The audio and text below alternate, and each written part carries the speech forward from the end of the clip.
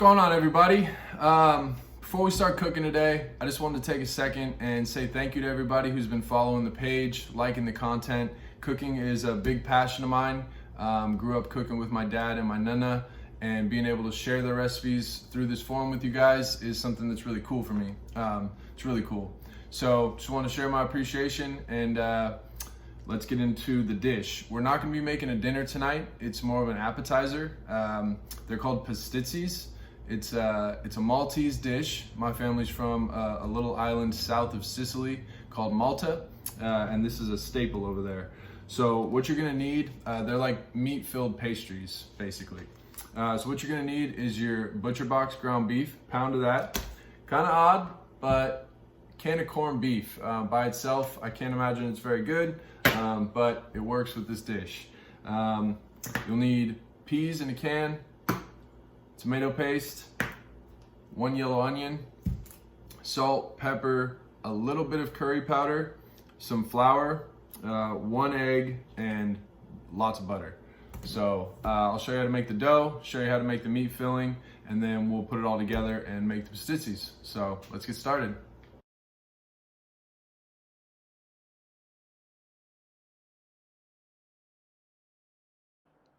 All right, friends, Maltese Paztizzis are basically a 3-step process. Step 1 is the dough. For that, you're going to need 5 cups of flour, 2 cups of water, 1 egg, and a little bit of salt.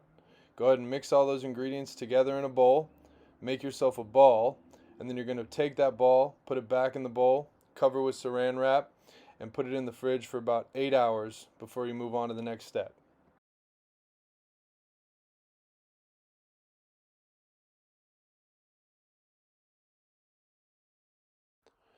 All right, on to step 2. Step 2 is going to be the meat filling.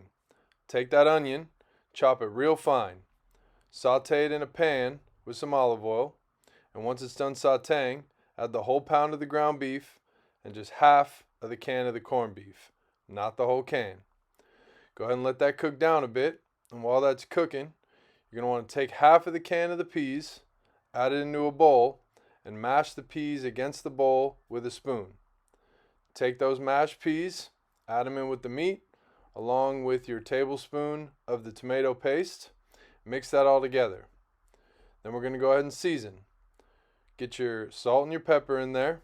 And for the curry powder, remember, we're just going to do a little pinch. You don't want to overdo it.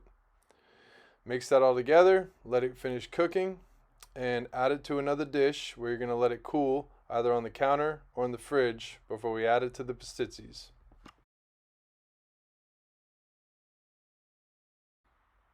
All right, almost done. In this step, you're going to want to take that ball of dough and quarter it. Take each of the quarters and roll them out as thin as you possibly can. What we're making here is called phyllo dough.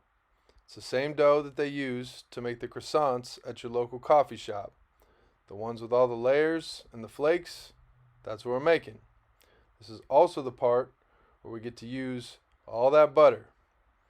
Take room temperature butter, so it's easy to manipulate, and apply it across the whole sheet of dough. Don't be stingy, you can't have too much butter in this step.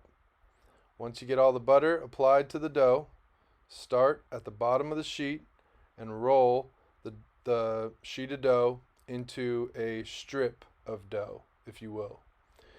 Once you get the strip of dough, cover it in saran wrap and throw it in the fridge. The cold air is going to harden the butter so that it's easy to manipulate. By the time you're done with all 4 quarters, the sheets will be cold enough to start filling them with meat.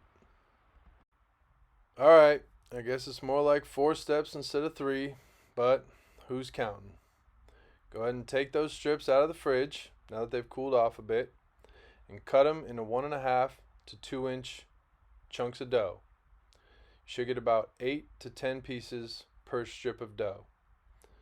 Take each of those pieces and push them down from end to end, and then take that and stretch it out pretty thin to a nice little circle that's going to be your pocket for the meat.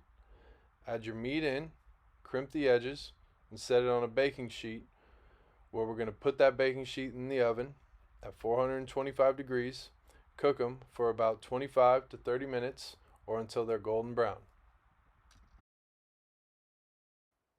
All right, last step. Go ahead and take these bad boys, throw them in the oven. Like I said, 425 degrees. Cook them for about 20 to 30 minutes or until they're golden brown. While you wait, feel free to enjoy a nice glass of Chianti. And once they're done, pull them out. Try not to burn yourself and enjoy.